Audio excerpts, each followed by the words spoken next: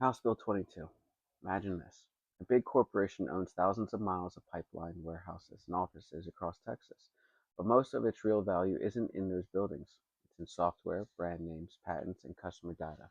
Under House Bill 22, all of that invisible wealth becomes completely off limits for local taxes.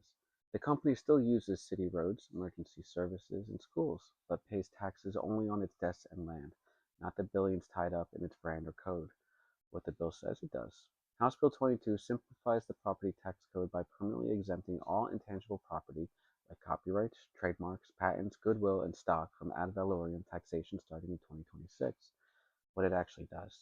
It locks in a permanent tax break for companies whose wealth comes from non physical assets.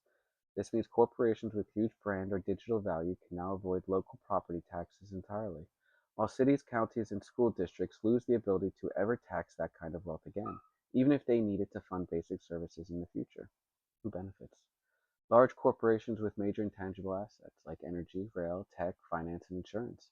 Industry lobbying groups that favor deregulation and low taxes.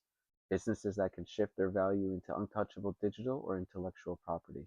And there's always someone that pays the price. Homeowners whose property taxes fill the growing gap. Small business owners with physical storefronts, equipment, or land. Local governments and schools that depend on property tax revenue to fund services. Why it matters. Because as the economy moves forward, digital value, software, algorithms, and intellectual property, this bill locks the door on taxing that wealth forever. That means local communities can't adapt or rebalance taxes as the economy changes. When the biggest players stop paying on what they own, the costs don't disappear, they get pushed down to working families and small businesses who can't hide their value in code or contracts. Questions to ask your lawmakers. If local tax bases keep shrinking as wealth goes digital, how should cities fund schools, roads, and public safety? Why eliminate the comptroller's oversight and local discretion instead of improving them? And would you support adding a review clause so Texas can reassess this exemption as our economy changes?